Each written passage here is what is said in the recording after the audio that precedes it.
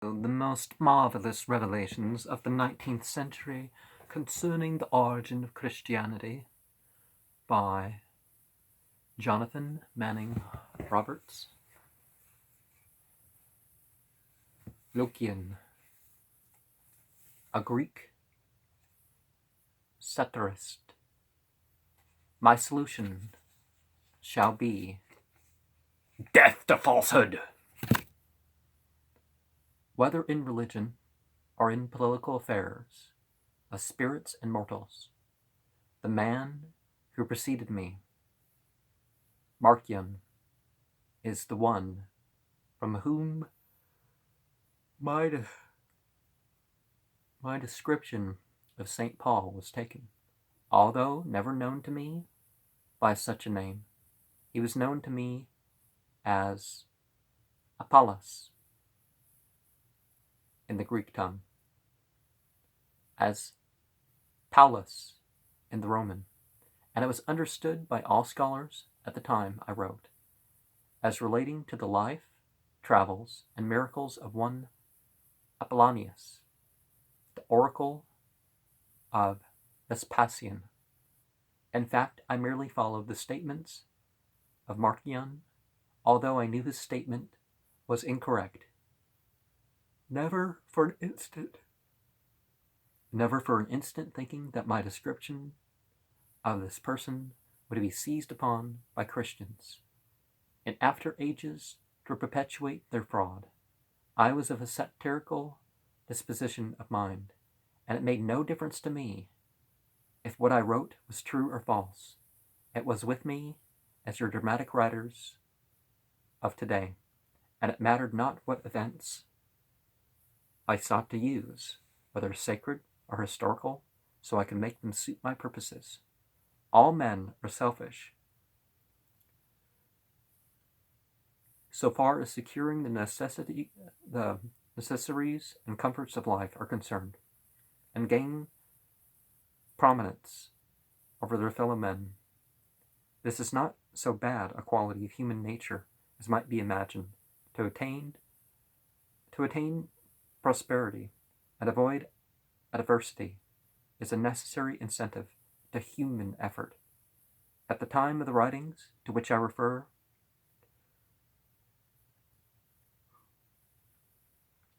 there was a new element introduced into religious affairs at Alexandria and Rome, as was told you by a spirit last week of the Gymnosophists, who, by comparing notes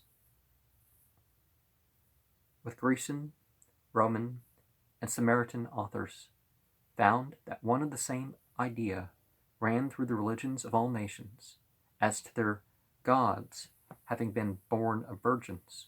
In fact, some countries, in Sicily for instance, this idea had become so common that death was imposed upon women who claimed to have been overshadowed or impregnated by God or gods. That is all the light I can at this time throw upon the subject. And as a truthful spirit, I want to assert nothing but what I know to be true.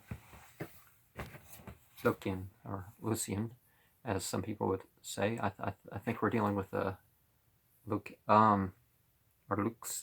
Lucian.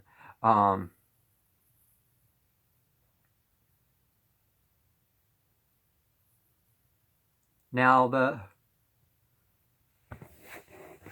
women who claim to be pregnant by a divinity, by some sort of deity, them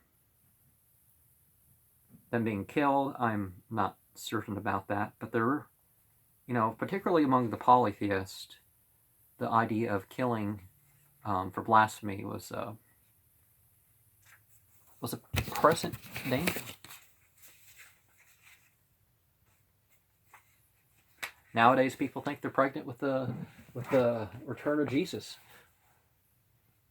Refer to McClintock and Strong's Ecclesiastical Cyclopedia and Dr. Lardner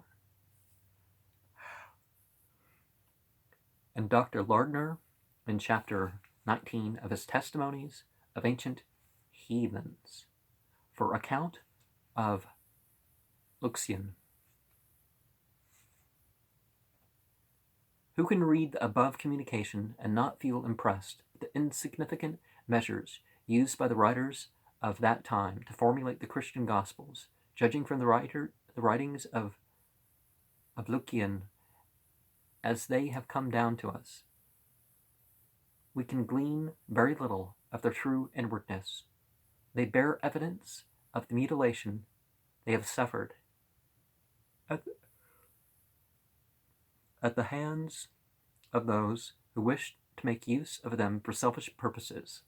This is especially true of the narrative of Peregrinus, or Proteus, which the learned Dr. Lardner comments upon at length in his works. Though not to his entire satisfaction, it seems, as he says, after quoting a paragraph from Lucian in his work on Testimonies of Ancient Heathens, I have rendered this paragraph as it stands in Lucian, but those titles seem not to refer to Peregrinus, and it may be suspected that something is wanting hereabouts. Tanaquil Faber, in his notes concerning conjectures that were some expressions injurious to our Saviour, which a Christian copyist, more pious than wise, left out. Dr. Lardner also seemed to think that the mistakes are owing to ignorance or design, or malice at the same time, trying to explain them away in the interest of the Christian Church, to which we reply certainly something was wanting hereabout, and that something was the absence of the interpolation of the word Christian, which was not in the original of Lucian. Unless Marcion was a Christian and his gospel was true Christianity, Lucian would have used the term Christian in connection with Apollonius and his teachings, his object being to ridicule the attempt of Marcion to launch a new religion made up of the materials left by Apollonius at Antioch, so lamely disguised as not to escape the keen observation of the great Grecian satirist. Lucian makes known the fact that Proteus, nicknamed by him Peregrinus, who was none other than Apollonius of Tyana, the supposed son of the god Proteus, interpreted and explained some books and others he wrote. What books were those he explained, and what were those he wrote? They were undoubtedly books that his religious followers regarded as of divine authority, for Lucian says, "The Christians spoke of him as a god, and took him for a lawgiver, and honored him with the title of master." Historically true regarding Apollonius, provided always that the followers of Apollonius were Christians, that those who accepted the teachings of Apollonius after they were attributed by cheating priests to Jesus of Nazareth were called Christians. There can be no longer any doubt among well-informed persons. It doesn't mean that Apollonius accepted such a... He may have been the official spiritual guide of such and such leader, but he may have done that all on his own, even without being considered an official figure, and he may not have been okay with the whole being treated as God. It is this narrative of Lucian concerning the Peregrinus, or Proteus, that the Spirit alludes to when he says, "Marcion is the one from whom my description of St. Paul was taken, though never known to me under that name. He also claims, which is undoubtedly true, and that all the scholars and writers of that day knew he referred to Apollonius when he wrote of Peregrinus, the name Peregrinus being only a nickname applied to Apollonius, and Prateas being the name sometimes given him. Tradition making him the son of Prateas. I'll leave it at that. This is good evidence that Lucian did not try to conceal the fact that he was writing of Apollonius, or he would have made his character different. The fact is, Lucian ridiculed everything in the shape of fraud and imposition that came in his way, accomplishing much by his raillery against superstition and false teaching. This has been taken advantage of by Christian writers who have manipulated his manuscripts to suit their purposes. And behold, he steps forth into the Christian church as one of their greatest saints, this spirit who admits that he wrote to suit himself, and who even Dr. Lardner has to admit had so many inaccuracies in his writings, is the one whom we are taught to revere as a Christian saint.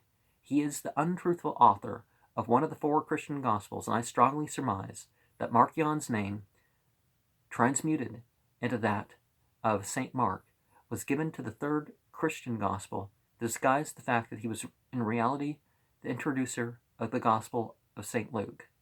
As Apollonius became the St. Paul of the epistles, so Lucian, the Greek satirist, became St. Luke, and Marcion, the copier of Apollonius, the St. Mark of the New Testament. This is actually pretty reasonable. Thus, the spirit suggestion, we have been enabled to discover with considerable certainty who Luke, Mark, and Paul were, that which no Christian has discovered or dared disclose for the last 1700 years. Reader, I regret to be compelled to pass the communications of Marcion and Lucian with so brief a notice. They are worthy of a special treatise. There is, however, much pressing forward for recognition that I must move on. And yeah, he's got a whole series to do, but I'm always suspicious, particularly when it's one after the other. If every 5 days, oh, you're so close and buddy-like with the Goetia spirits or the Shemhem Forash angels, they all speak to you one by one, and whatever spirit, whatever dead person you claim that you can speak to the dead. I don't believe that people can conjure up the dead, but I'm always very suspicious about when it's to that point, when it's so utter convenient, and they utterly speak of confirmation of what you have, and either insulting humanity as a whole, or just oracles. You like oracles? Yes, let's confirm everything you do.